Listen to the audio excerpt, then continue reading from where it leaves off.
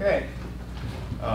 Thank you very much. Welcome to the December 16th meeting, December 16th, 2014 meeting of the Northampton Transportation and Parking Commission. My name is Ryan O'Donnell. I'm the chair of the commission and the city councilor for Ward 3. I note that we have quorum present, so I'll call the meeting to order.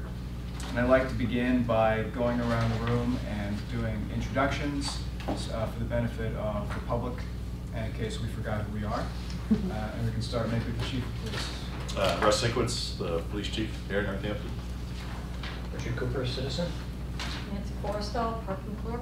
Kevin Bruce from the planning board. Alex Bobik, transportation engineer. Ned Huntley, director of public works. Dave Pomerantz, director of central services. Terry Ushel, clerk. Okay, and welcome Terry, who's going to be taking minutes today, and we're all appreciative of you doing that, so thank you very much. Did I note the audio and video recording of this meeting yet? So I didn't. You just did. I just did. We'll begin as always with a public comment period. It's a chance for the public to speak on any issue. Generally, we ask you to keep it to about 3 minutes. Oftentimes, members of the public will come with a request of some kind. I don't know if that's the case today. What I like to say beforehand is often members of the public leave without having that request completely answered, because that's the nature of this meeting. But know that I will follow up with you as chair, or other members of the commission will follow. So is there anyone who'd like to give public comment at the outset? I know there's some folks who are here to talk about the crosswalk issue, which is later on the agenda, and you're certainly welcome to wait until we get to that point as well. Please, yeah, if you would come and state your name. Do I need to stand here? If you would, that would be great. Okay. And give your name and address, please. And Sure. Good afternoon. My name is Lee Graham, and I live at 22 Clare Avenue since August, so newcomer to the city. I'm just interested in pedestrian safety, basically, here in the city. My family, we have 2 young boys, and are hoping to buy a home here and put down roots. And as we're looking around, we're feeling that there's not as many sidewalks as we would like to see, and not as many crosswalks as we'd like to see. So I'm here to hopefully get involved and see what's happening at the city level. So thanks. thank you very much. And is there anyone else for public comment at this point in the meeting? I think those well. Would you? Thank you all for having me. My name is Sunny Shukla. I'm an emergency room physician, and I'm speaking on behalf of myself and some of my neighbors. I live at 23 Fair Street, and I'm voicing my concern over some safety on Bridge Street. I currently live on Fair Street, so on a daily basis I deal with either walking downtown, driving downtown, things like that, and I feel that we have a great town, we need to enjoy it, and the trails as well as coming downtown, but my biggest fear is driving and walking on Bridge Street right now. There are many cars that are parked from Pomeroy Terrace all the way to Orchard, and I think that needs to stop. It obstructs the views of pedestrians walking, bicyclists in that area as well, and every day in the emergency room I see patients coming from various cities who had crosswalks that were obscured, and that's where the emergency room, they get hit by cars, hit by motorcycles, hit by other vehicles, which I would like to drop that rate to 0 in our town. I think the biggest concern here is the visibility issue. Another thing that I've talked to some of the chiefs with and some of our leaders in our town is we have an elementary school on Bridge Street. The last thing we want to do is have public news about Northampton having someone hit a small child or someone going to that school hit by a car. This is in that stretch also, that's also concerning too. So I think that we need to really ban parking on Bridge Street in that area. As we all know, recently we had Chloe Rombach who got hit by a vehicle, which is an unfortunate incident. I do not want another tragedy like this in my town. This is bad publicity for us, and yesterday someone died in West Springfield. This is a time where we need to be making protocols, things like that, to make it more safe for us. I grew up in Columbia, Missouri, a town that got a federal government grant for the Get About, where they banned parking on most of the roads. They had indicated bicyclists paths, things like that, more sidewalks, which made it safe for everyone, which is something that I think we should do. So just my recommendations are ban parking from Pomeroy Terrace all the way to Orchard. This is a highly traveled area that really needs to be looked at, prevent people from parking there. even turning off Fair Street or other roads from that area becomes a nuisance. Have more lighting in the area, and also limit the speed in this area as well. Thank you. Thank you very much. Question? Oh, please, sir. So Yes, sir. This is parking on the south side, on the It's- fairground side of the street? It's parking on the residential side across from the cemetery. Oh, okay. Because you said, because Orchard's only on the other side of the street. Yeah, right? it's the stretch from Pomeroy, with, the big blue house, all the way down past Fair Street. There's parking on the residential side across from the cemetery. Okay, thank you. Thanks. Thank you.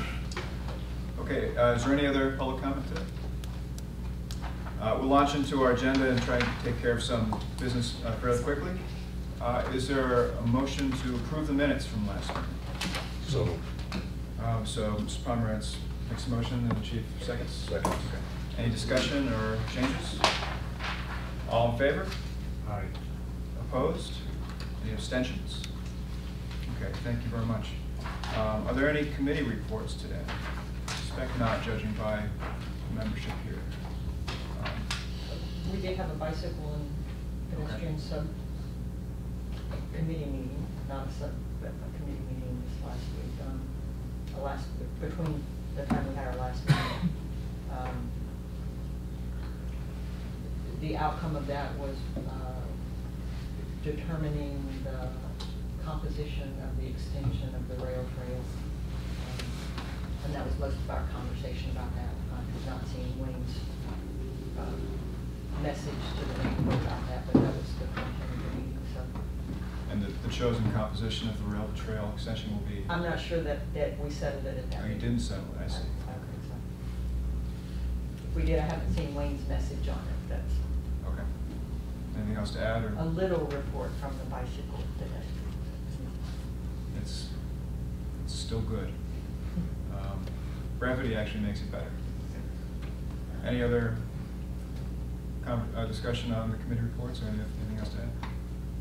Okay. DPW updates? So only one update is New South Street construction is completed. Hopefully it's safer. For the crosswalk? Yes, cross, yes. That's pretty much it. Any It's discussion? a quiet time of year. Yes. You, you get a pass because of the weather and patching things and painting things. Any comments on DPW updates?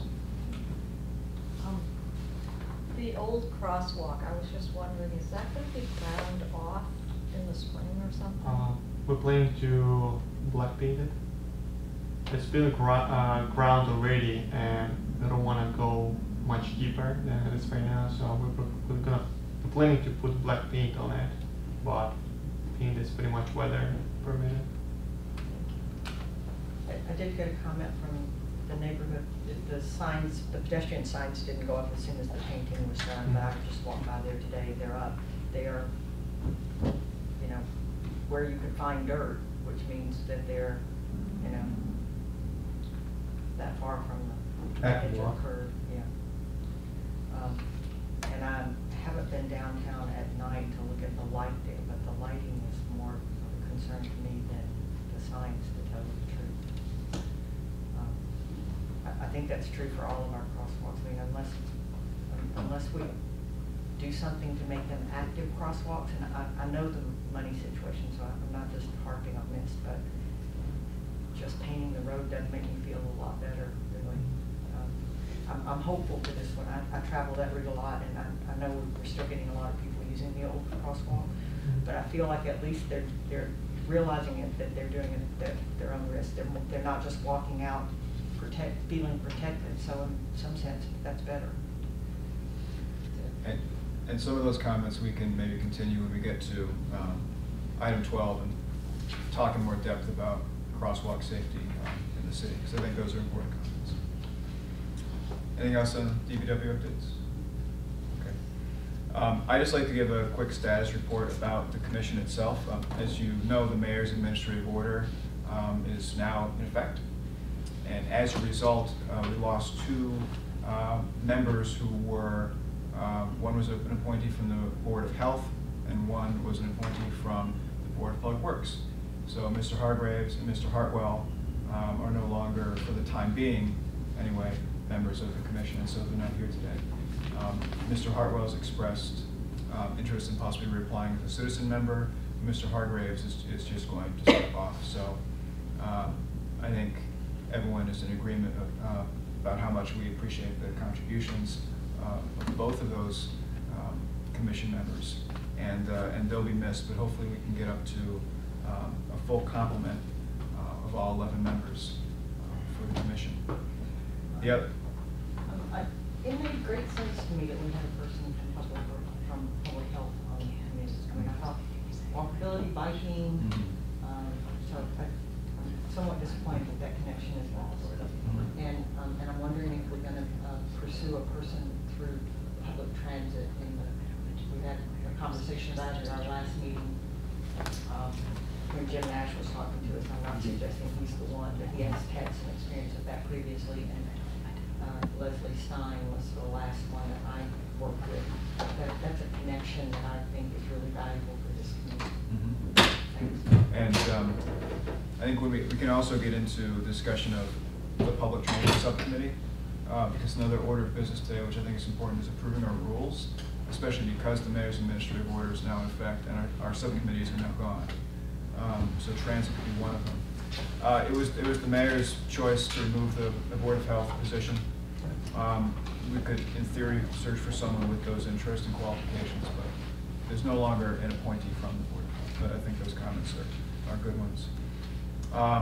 The other status update I wanted to mention is that now Nancy Forstall is up here with us, which we're very appreciative of, because we often see her getting up and down over and over again because she knows more than any of us. Now we can rely on her as an advisor to the commission, who will not be voting, but will be contributing substantially. So that's the other, I think, very positive change to the commission going forward. And I wanted to note those things. So we have two ordinances which I think we can sort of dispense with quickly. And then I think it would be a good idea to take item 12 out of order and return to the crosswalk issue. I think there's lots of interest from the public here today, and we can maybe move that up. If we could turn to item 9, the first ordinance, which actually is also somewhat crosswalk related. This is an ordinance stating that section 312.102 of the Code of Ordinances of the City of Northampton will be amended to remove one of the prohibitions on parking, which is now defined as location New South Street on the westerly side from point 253 feet southerly from Main Street to point 275 feet southerly from Main Street. That location is, we currently can't park there, but we're putting a parking space back. And that corresponds to where the crosswalk used to be on New South Street. Is that correct? So that's what, is there a motion to put that on the floor for approval? So then we can discuss it further, but is there a motion to approve this ordinance? I'll make that motion. Okay, Chief makes the motion, is there a second? Second. Okay, Ms. Bruce seconds. Is there further discussion or questions on this ordinance? Seems not pretty obvious. Okay. So for clarification, this is a motion for a positive recommendation from the commission, right? Okay. All right, well, that being the case, all in favor, positive recommendation? Aye. Opposed? Okay. Thank you very much. The next ordinance is, this is a cleanup ordinance. It does several things. In section 1 is a statement of purpose. In section 2, it amends section 312.36 to correct an incorrect reference to Schedule 8.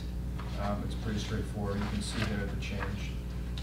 In section 3, it deals with limited time parking, and it extends from the fact that we put the 15-minute spaces into the Code of Ordinances recently, but we did it incorrectly.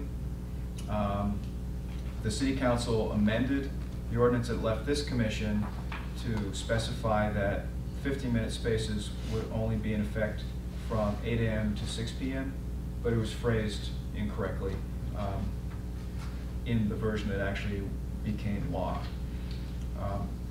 And on top of that, if you look at the preference or the header to the entire Schedule 3, which describes limited time parking, I'll read it. I won't read all of this, obviously, but I'll read this section. It currently says, parking shall be prohibited in the following locations during the hours and for the time limit indicated. And if you take that as the description, the following table in places makes no sense. For example, on Belmont Avenue, it says there is a 1 hour /all restriction, which would mean that you cannot park on Belmont Avenue ever for 1 hour. At least that's how I read it. So the intent of the first part is to clarify the language of what this table does.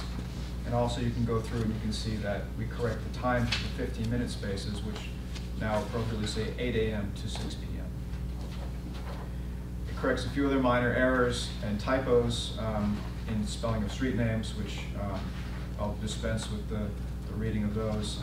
But the only other one to mention at the end is when we passed the 15-minute spaces, we also created a 2-foot parking space on West Street for little tiny people and little tiny cars. And so we've changed the measurements on it to be a real parking space. So it's very much a technical correction that we're making. And that's what that ordinance says.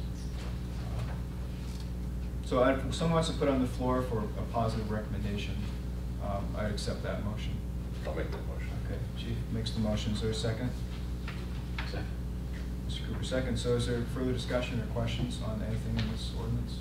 Just the 8 a.m. to 6 p.m. Okay. I guess I don't understand why it was wrong the first time around. I mean, why it was changed from 24 hours?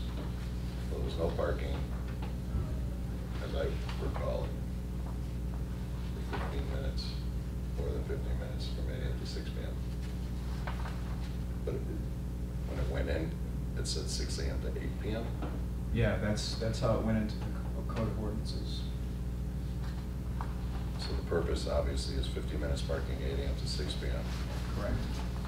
And unlimited parking, 6 p.m. After that, 8 no a.m., restrictions.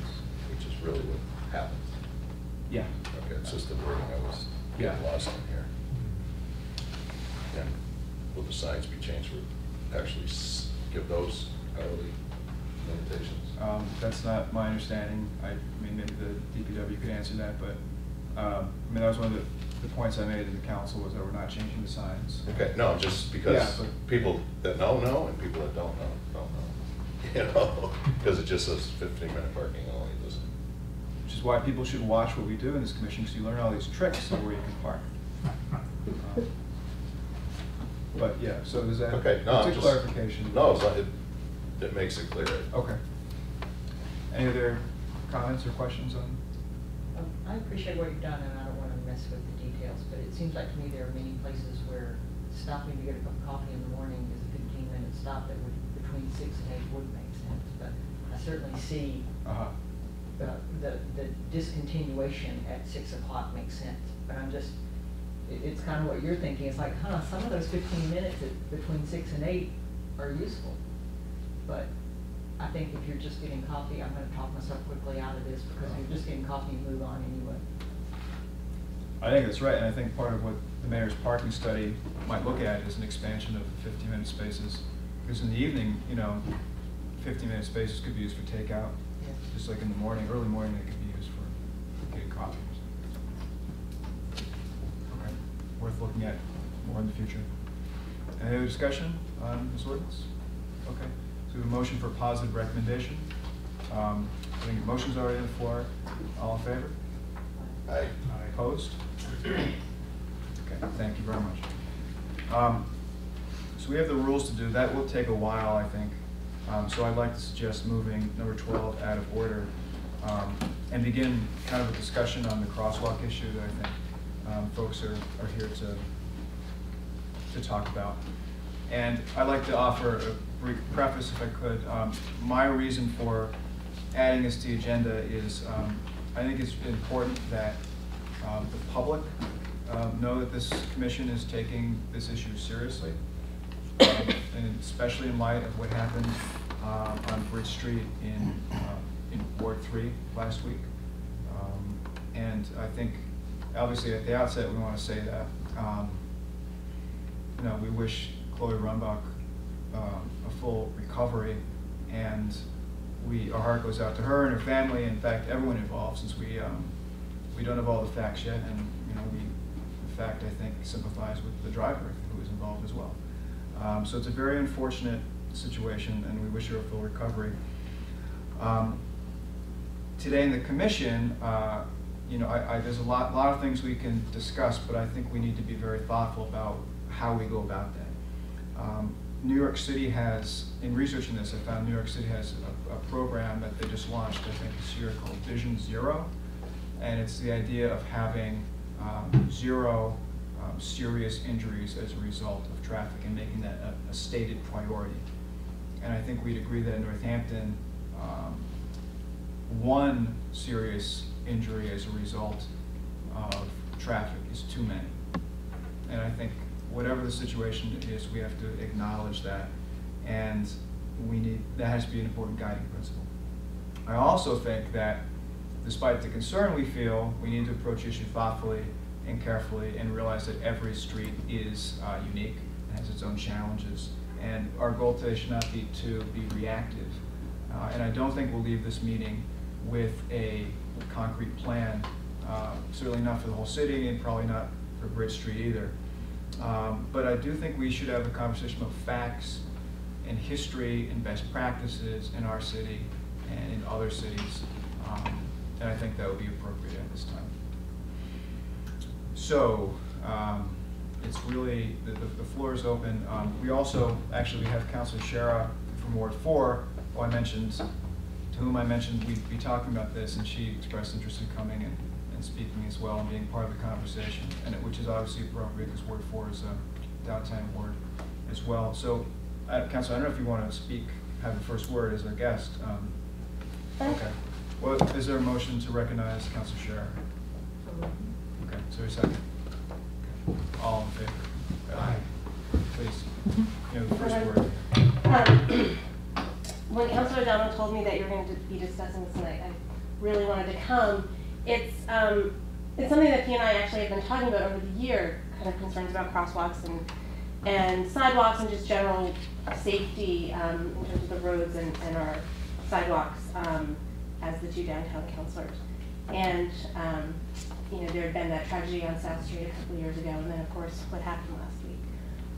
So I'm glad that we're discussing it, and what I would like to explore is make sort of short-term possible things that we could do just to make things safer. For example, like the materials that we use for painting and whether we can make a change there that has an impact. And then maybe a more long-term plan for how we can address some of these issues and what we could do to make it just safer in general all across the city, but definitely in these very, very often used downtown sidewalks. So, thanks. Okay, thank you very much. Any questions for Councilor Sharon at this time? Okay. So I could offer a little history on crosswalks, how they evolved in the past, probably 10 years or so. About 10 years ago, the commission made a recommendation that all sidewalks, we start using the ladder design, which are the bars that currently go across downtown Northampton versus the two horizontal perpendicular spikes, which have visibility but not as high visibility. And then about 4 or 5 years ago, we actually started enhancing the crosswalks to be much more visible by extending the length of them from 8 to 10 feet in width to the bars being up to 16 feet in length. So we've been working on this added visibility. Any new crosswalks that went in or ones that were missing signage, we tried to get pedestrian signs on most of them also. So we've done some effort towards that. There's a comment made tonight about painting. We use paint because it's fairly easy to put down. We don't have to hire a third-party contractor to do it. If we want thermoplastic, the DPW budget's got to be substantially increased. 'cause So it's that's the difference, paint versus demo paint. Is there Right. other paint, is there like reflective paint that exists or something that would help with at night? So when we do centerline painting, we actually have beads, glass beads put in the paint. I don't believe it's done with the crosswalks, but we can find out. Didn't you test that somewhere over on 66 or somewhere once, and the test trial piece didn't work? It worked, they just put the wrong product down. And it was something done by Enos Paint as a courtesy just to see To try and it. explore a new idea. The crosswalk's still in great shape up there by the garage, up on West Street. Is that where it is? Yeah. But that was a painted material, but it has a really thick coating to it. It isn't going down 10 or 12 mil thickness. That's what we do with our spray painters. And when did you start adding the preceding triangles to the crosswalk? That was probably about the same time, about 4 or 5 years ago. And no, not every, I don't want to interrupt you if you want to continue with your history. Not every crosswalk's done that way, Not but every the ones crosswalk.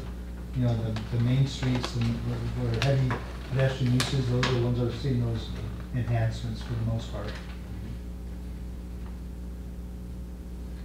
On that subject, was there kind of a full inventory taken of where pedestrians cross, and specifically on roads that have high daily traffic amounts and speeds? Do we have kind of a comprehensive list of that, or do we just kind of go and do the ones that seemed obvious at the time? The ones that seemed obvious at the time were ones that rose to our attention for one reason or another.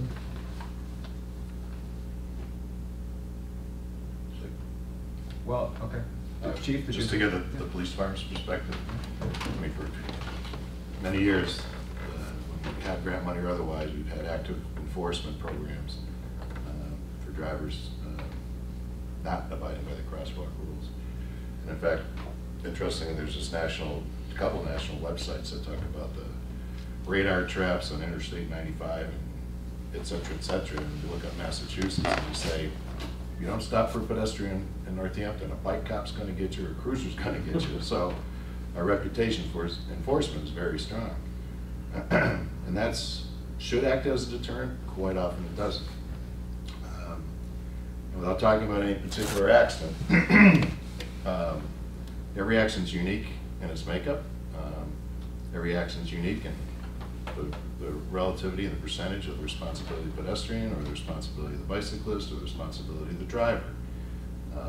There are some accidents that we look at that, even engineering, even brightly painted crosswalks and extra yellow signs and everything that we can do to try to improve visibility makes people aware that there's a crosswalk coming, but sometimes the visibility becomes an issue that the person in the crosswalk isn't visible, or they choose to walk into traffic expecting people to stop.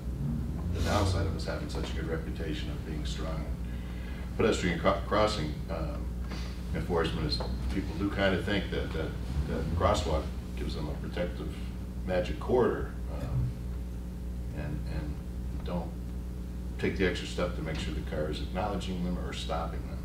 And again, I'm talking in general terms.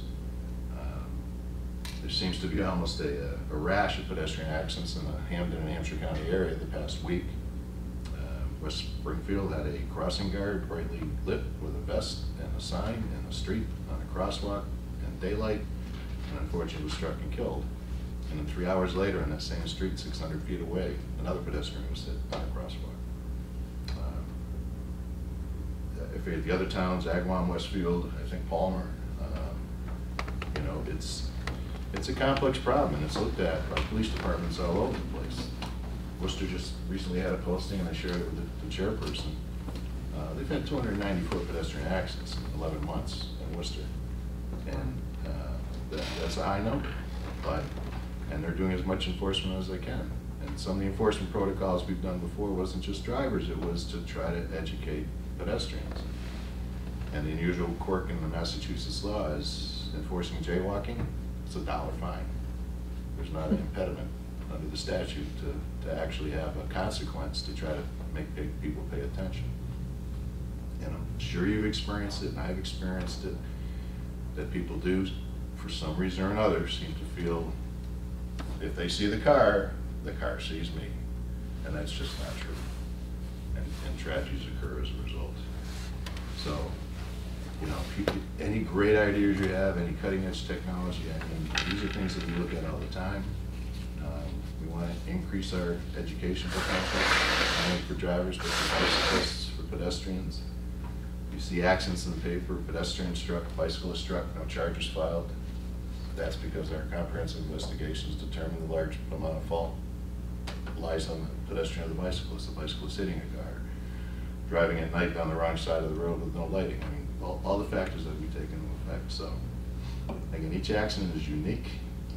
You can take an accident and say, okay, the fix is X, but stopping a drunken or a distracted driver through enforcement and the law that says there's a strong penalty if they do that, that's a difficult bridge to cross. The largest majority of accidents we have are accidents at crosswalks where a pedestrian steps out, the car stops, and gets rear-ended. That happens all the time because the first car sees and goes, whoa, hits the brakes, and the second one, not expecting it, not see what's going on, rear-ends them. And I think when we did the pedestrian-related accident survey, there was over 70 or 80 in a year, in the various straightaways and whatnot. So, driver distraction, inattention, everybody has a responsibility. So, we're looking at seeing if we could use some of the highway safety grant money, not just for enforcing cars violating the crosswalks, but allowing us to use it to try to increase education for pedestrians and bicyclists. I caught briefly on the news program that West Springfield, on every crossing sign that they have that has pedestrian activated, there's 4 signs. One says, in order to cross the street, push this button. Next sign says, wait for the beep and the light to grant you access. Third sign. And I didn't get the fourth, but the fourth one basically said, cross only when it's safe to cross. But you wouldn't need the others if you just had that one. So it's really education to make sure people understand. You know, you may see the car that they may not see you. And so many people tell me about near misses and hard stopping events. And I'm sure everybody probably has one in their own history. So it's a complex problem. I don't know if we can educate out of it. I'm pretty sure we can't engineer our way out of it. And I don't think we can enforce our way out of it. So the best path is education and making sure people have greater expectations. Or greater understandings. Because let's face it, every day that you get in a car and you drive down the street with another car, you're putting your hands in the life of every other driver that you don't know what they're going to do or what's going to happen. And it's the same way when you cross the street, unless you're absolutely sure. Yep, they see it. Yep, they're stopping. Now it's safe to go. And I don't want to make light of it, but there's the accident reconstructionists have a phrase. Have you ever seen a dead crow in a street? Because crows know to get out of the way of moving cars. And I'm not trying to make light of the tragedy, but you know, it's the common sense. Be safe to cross, and drivers taking more responsibility, not texting, not being on phones, all the different factors that different accidents all play a role into. Or pedestrians being on a phone crossing the street. It goes both ways. So, any brilliant ideas how we can solve this problem? I'd certainly like to work on, but I think our best concentration now is education. Again, to do another round of crosswalk safety, both for the drivers and for the pedestrians. And if it changes here, the bicyclists as well. Particularly with all the bike lanes we've added and increased bike traffic. So out of your 80 rear ends, how many of those involved injury? You just took a wag at it. Very few, because they're lower speed. You know, And I remember a comment from Wayne, I think it was earlier, that at one time Massachusetts treated the location of a crosswalk as a unit, like if you were trying to figure out your risk factors for different locations, that it was by block or by crosswalk. And the conversation was that when you aggregated our downtown and the collected set of crosswalks, we were 7th in the state. For Injury and fatalities. for risk factors for pedestrians, That was, I don't want to misinform us. yeah, I think you're misinforming, because when we apply for grants based on pedestrian injuries and Yep. bicycle injuries, we're really low in the state. We don't even cross the threshold to be available for some grant money. That study was submitted, and I say the aforementioned, they included pedestrian-related accidents, they included all those rear enders. Okay. It was a pedestrian strike. Somebody that did the data collection said pedestrian-related. And do you get cell phone records for drivers if there's a fatality? Oh my God, just, I mean, Do you do it if it's just an injury only? oh, serious injury, anything like that. Even the pedestrians. We get a consent to search.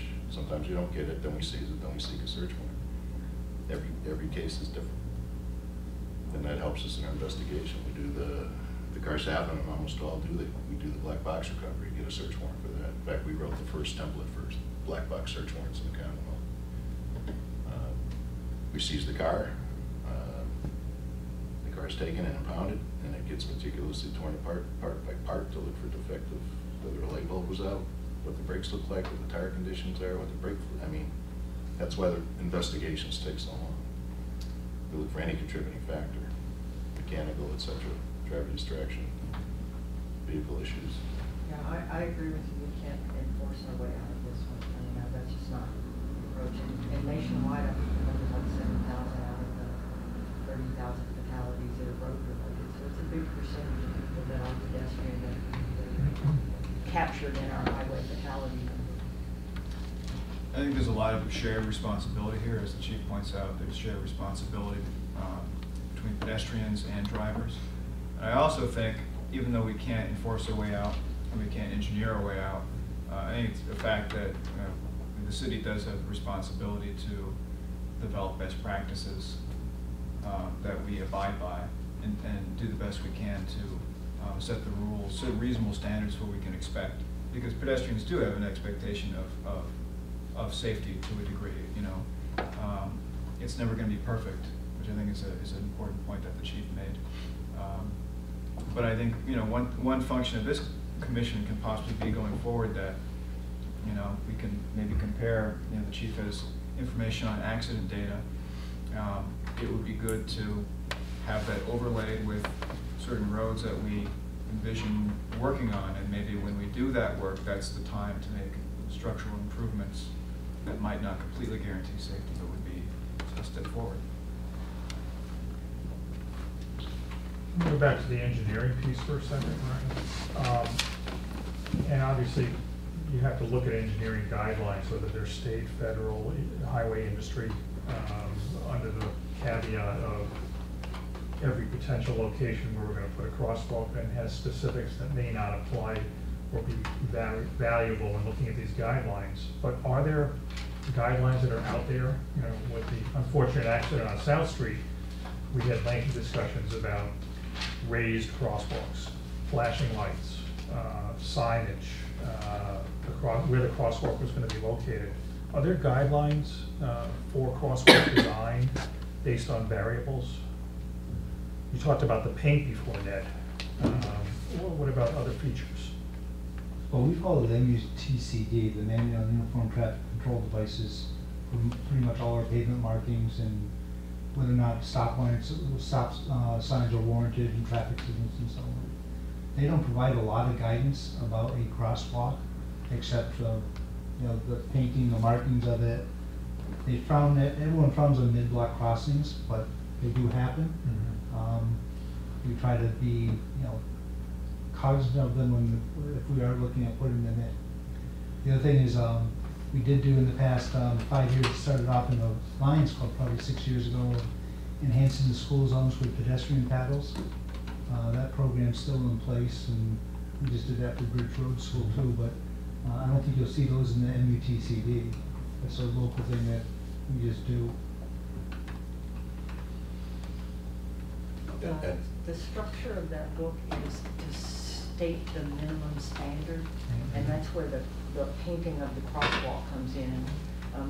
We know how to make crosswalks safer, but it's a really expensive proposition. You're talking about lights and, like the crossing light at the Music Academy on South Street.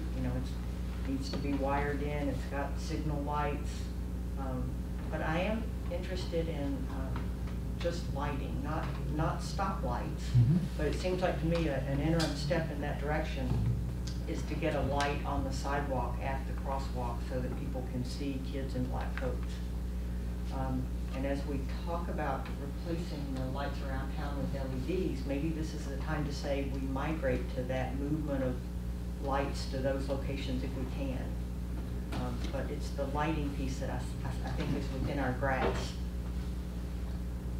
Councilor Sherry, Devin actually just made the point I was going to make, my question was, is there a standard of lighting for crosswalks? And it sounds like there isn't, but perhaps we as a city should. There are have our own. standards. If you did it, there is. I mean, Right, so the roundabout up at Look Park, there were standards for pedestrian crossings at roundabouts, and we followed that. We're actually reviewing the ones for Con Street, Pleasant Street roundabout right now, and the lighting that's gonna happen down there.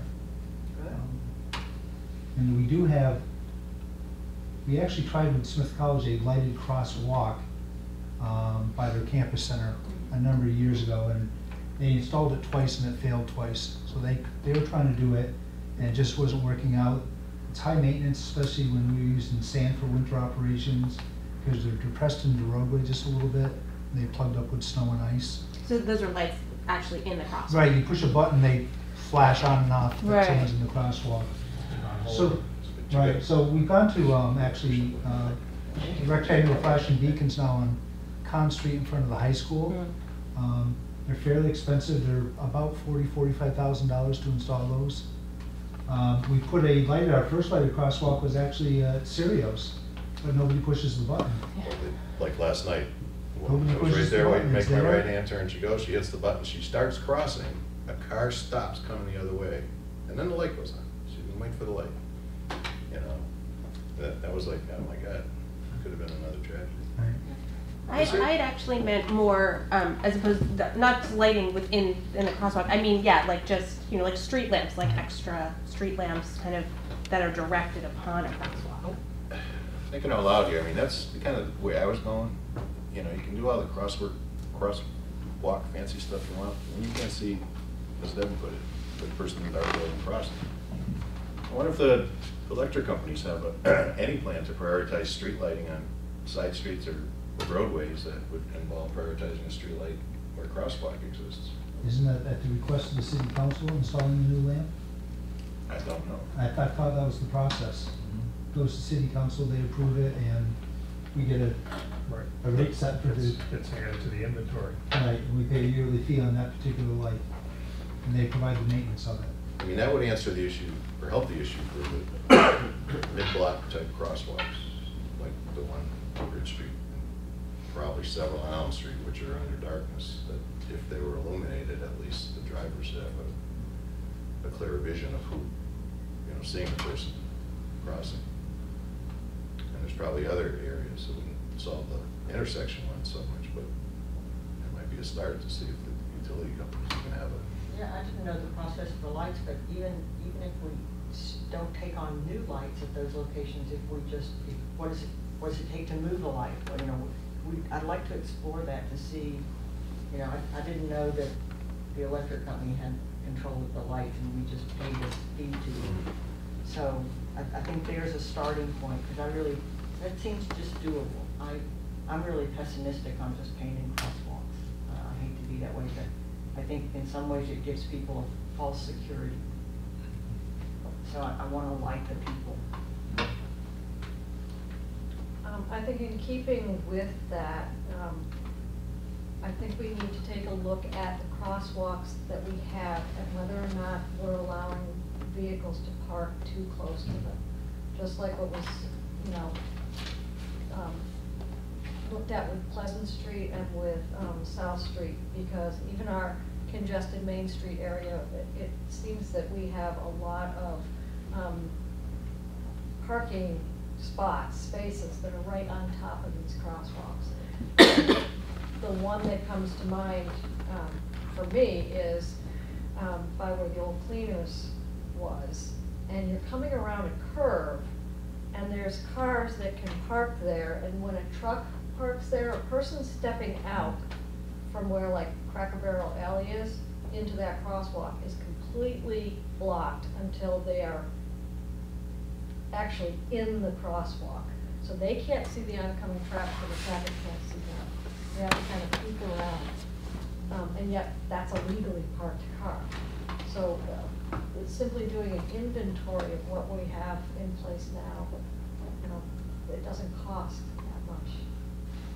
I think an inventory of crossings and an inventory of possible policies are kind of two inventories we need, potentially.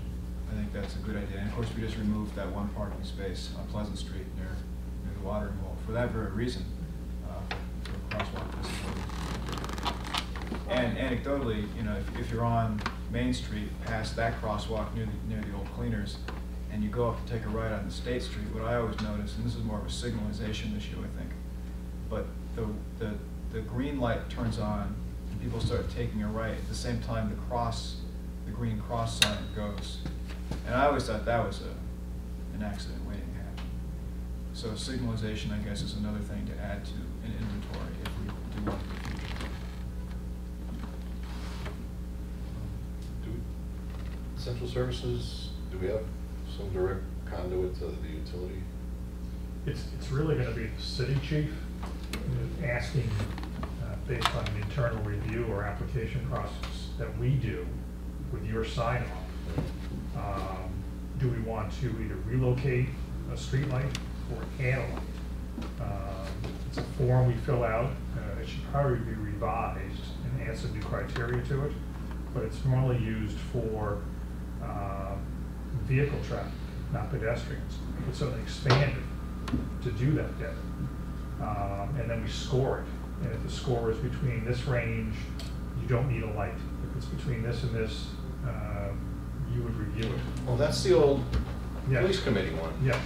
When we got rid of all the lights, how we were gonna slowly afford and put in individual lights, and people could petition the city. I Right. forgot about that form. So it's dormant, but it works.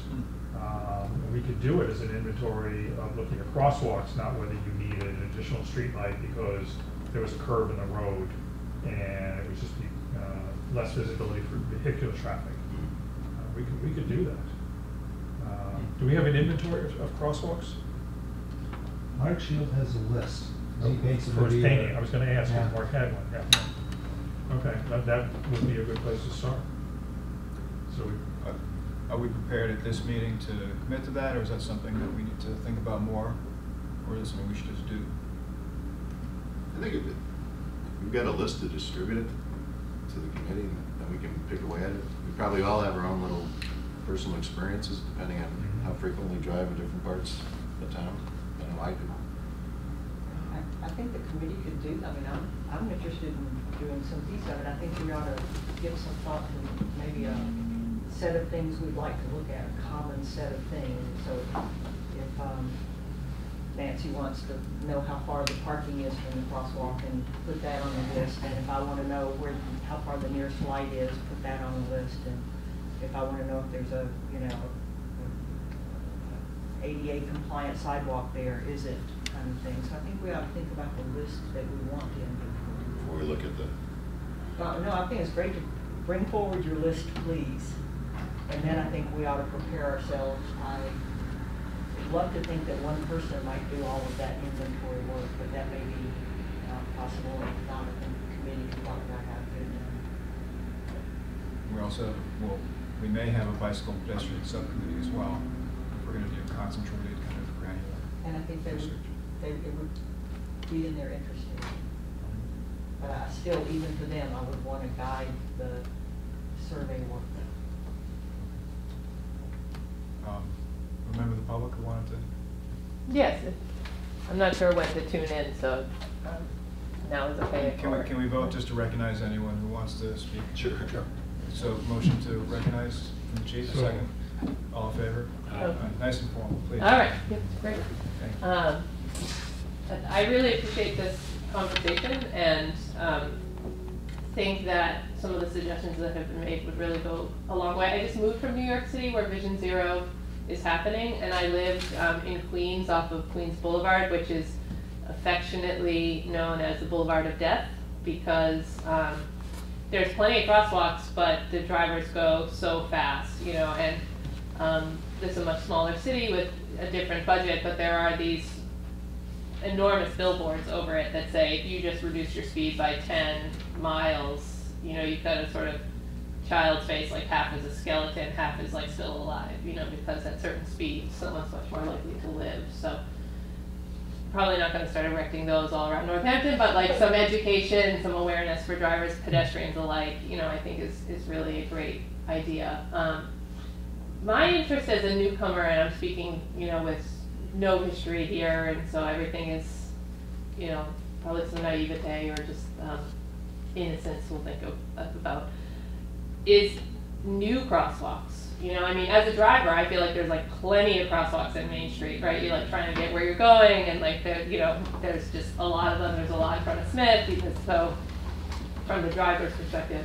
But from a pedestrian perspective, as soon as you start to get out onto Bridge, I live off of Bridge Road right now, and I like to take a walk with my son, and I'm about a mile from the bike trail, and I have to, there's like only one crosswalk. I have to go all the way to Maple Bridge in North Maple to get to a crosswalk to even get across the road, and I will sometimes, you know, perhaps foolishly just try to cross Bridge Road at Grandview because it's shorter and it's easier, you know. And so those roads, Ryan Road, Florence Road, Ryan has them sort of as you get to the side streets, which is nice, but for people who are living in these houses, how do you get to the sidewalks if you're not on the sidewalk side? You know, at Bridge Road in North Elm, could there be a crosswalk right there where that house has the farm stand, you know, most of the time of year? And so I would love to see some thinking, if it's within the, if the commission is interested in taking this on, to think about where could we put in some new crosswalks, and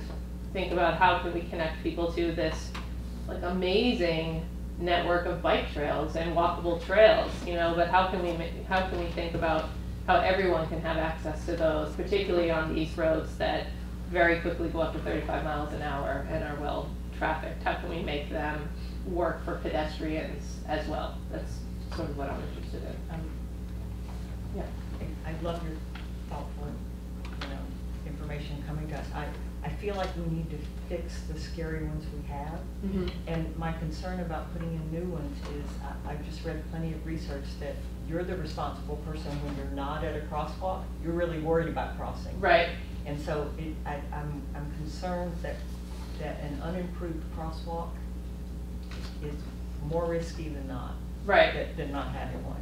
So, right. So I think I'd love to see us I'm kind of giving you an answer so you know we heard you, but yeah. I think we're interested in inventorying the ones we have and figuring out what we can do to those. Yeah, I think that's smart. And as Ned, you know, you did a fabulous job in redoing downtown Florence. I mean, you know, that road looks great, and the crosswalks are really obvious. And I mean, I think when we get a chance to, we know what to do to them. Yeah, I think you're right. You know, I think that as the newcomer to the city, you see, oh my God, they have these amazing bike trails. Like, how do you sort of expand on all of the accomplishments so far to kind of widen the definition of the accessibility of the city? I guess so. This is sort of long term, but it's like, oh, you can go anywhere on a bike almost in this place, and how can we expand people's definitions so they're thinking about being able to get around the city. Except as a footnote for Ryan's meeting next week, you can go anywhere except from the left half of the system to the right half of the system, okay, because right. it's over the railroad tracks.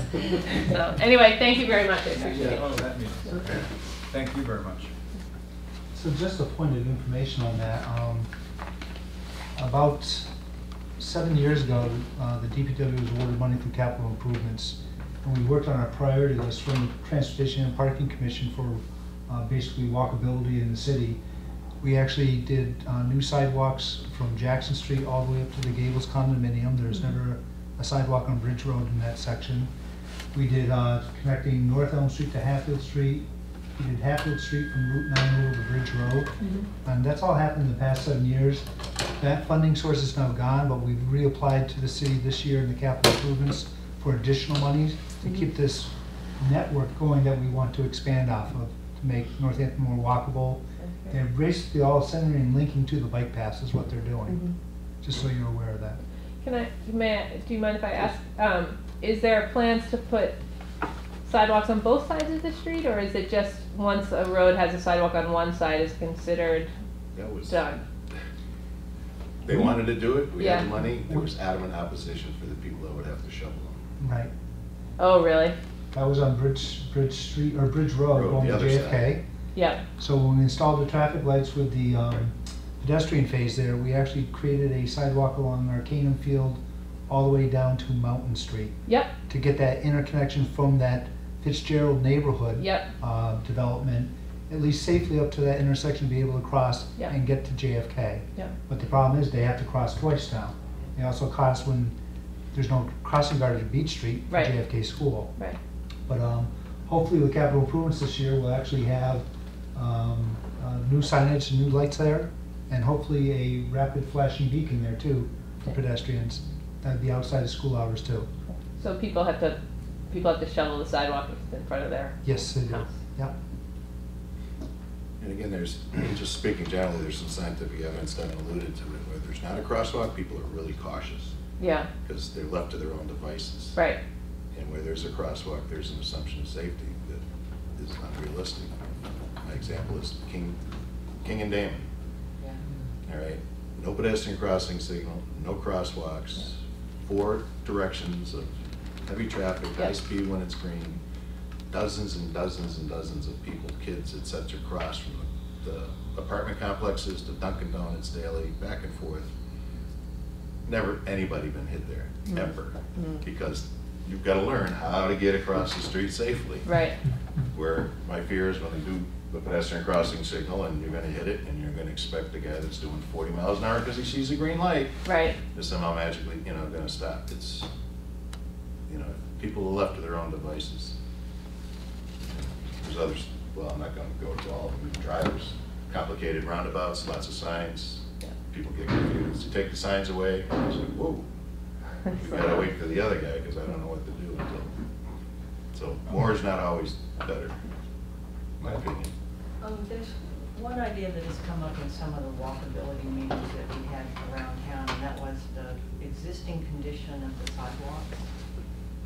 What would you think if you have a system for reporting potholes and road problems? Mhm. Is that system suitable for saying there's a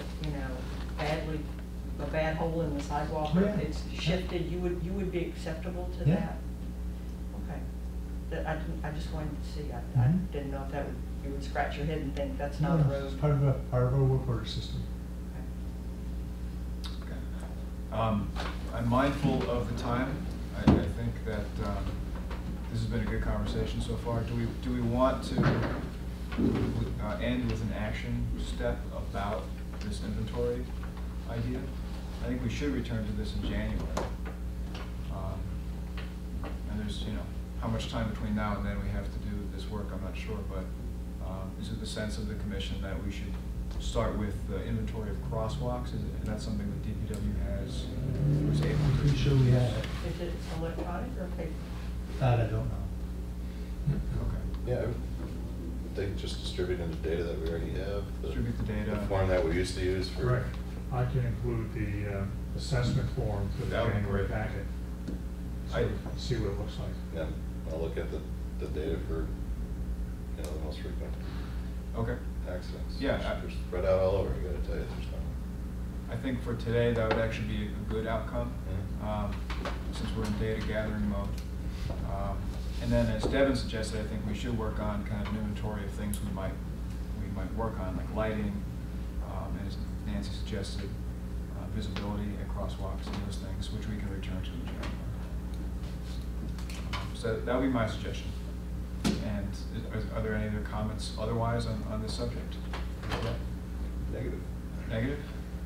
You're using your police lingo.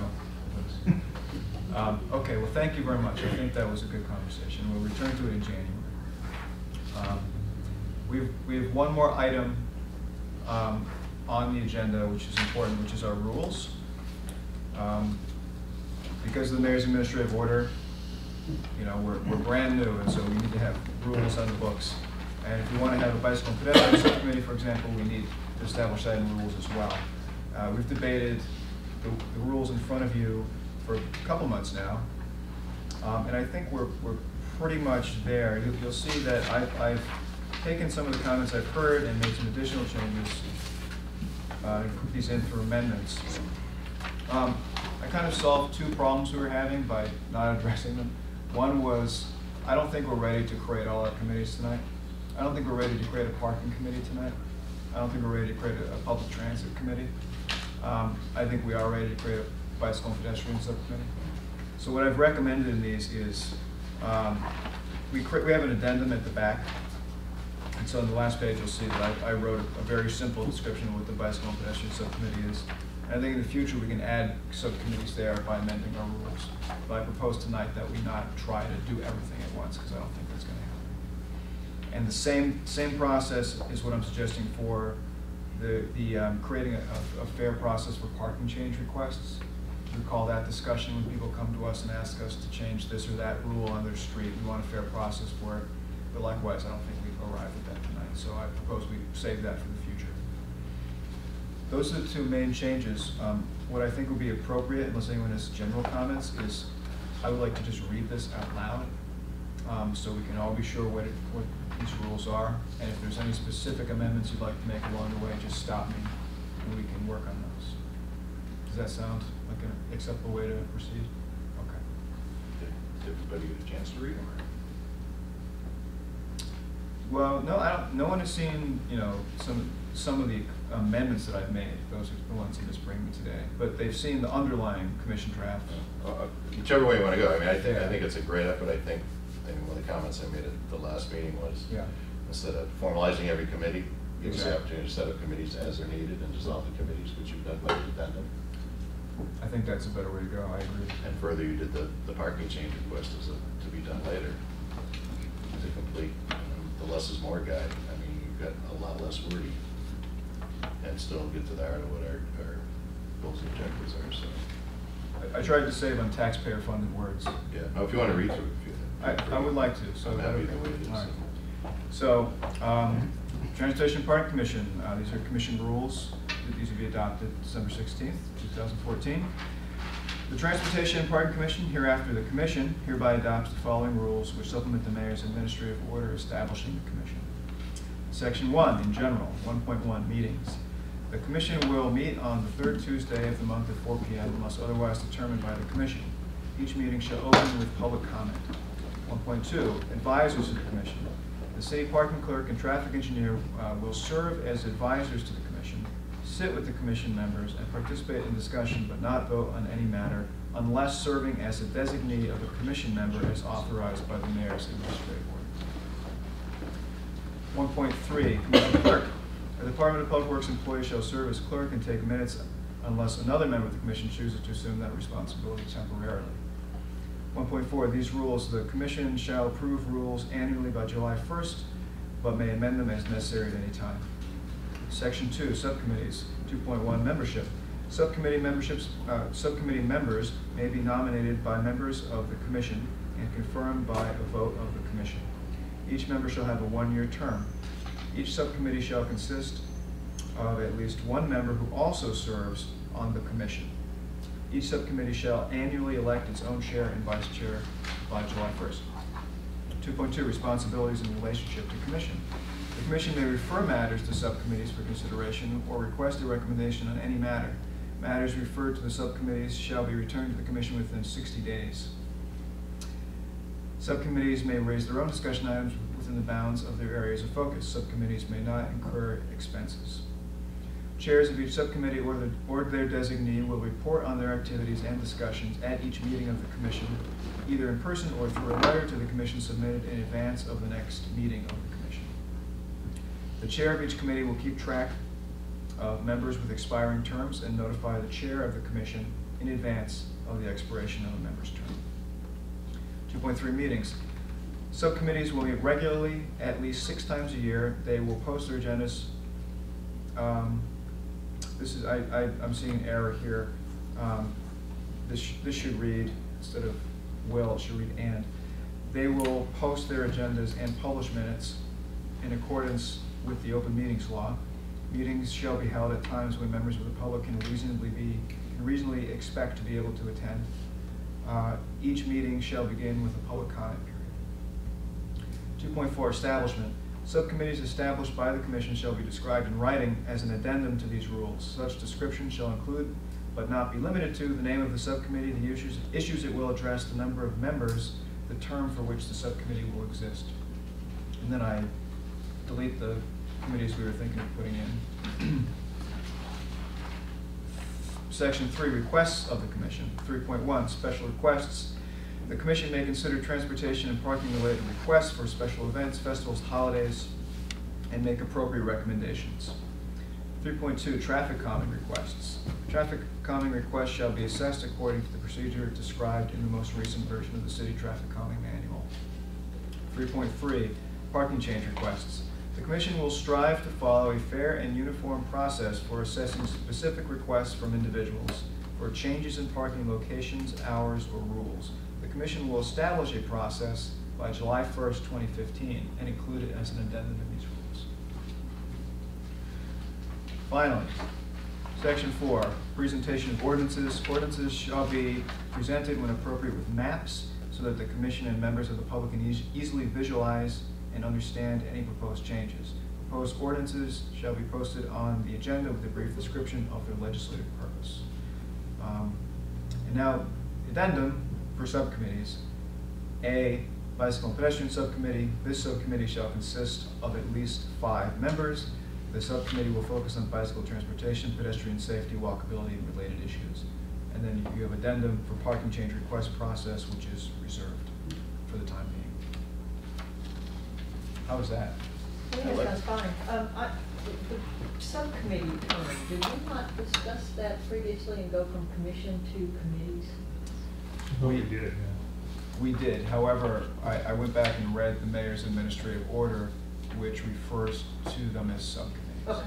I don't think it matters. Yeah. If it was an oversight, I wanted to bring it up, but I think Okay. it's fine. Thank you. Any other discussion on the rules? Is there a limit on how many people you're looking to put on the subcommittee, the bicycle and pedestrian subcommittee? Is there a It says limit? at least 5. You worried about having like 500? You can If specify anybody- an upper limit. If anybody will get up at 7:45, we can go to another meeting, they can come. There's a natural. I mean, but is that something you'd like to propose? I mean, 5's enough to vote or to make recommendations. Do you anticipate it being an 11-person committee like this one, subcommittee? Does it need to be 11? I don't know. I believe it's more than 5 currently. There's usually 8 to 10 people that come. But they don't all have to be, those people are gonna come anyway, they don't all Right, have to they're be not membership. members of the subcommittee itself, they're just interested members of the public. The I, subcommittee- for instance, am not a member of, and no one has noticed. So we have a task to do? You're on camera, you know. I did. That's what I mean, I think you can leave it at 5, it's not going to affect the work of the committee either way. And we can always, well, I'm open to changing it, I think it's important, but we could also revisit the rules at any time. So, whatever your pleasure is on that. More than 5, less than 30. But it's just a comment. I think it's I think good comment, especially because we'll see how these play out. We want to assess the committees when we create them. Maybe we'll want to make changes. I'm going to try very self-servingly because I need to leave, but I'm going to approve the rules as read. Okay. Am I shortcutting anybody's interest in talking about it? I second No, that. I think we're fine to. So motion's been made by Devin and seconded by the chief. And fortunately, now there's more discussion. Any discussion on the motion? Just say you did a great job dispelling all this stuff. Okay, thank you. Thank you very much. Okay, all in favor? Aye. Aye, opposed? Abstained? Okay. Is there a motion to adjourn? Yes, there is. Is there a second? Aye. Okay, all in favor? Yeah, great, thank you. Do you have something? No one opposed, right?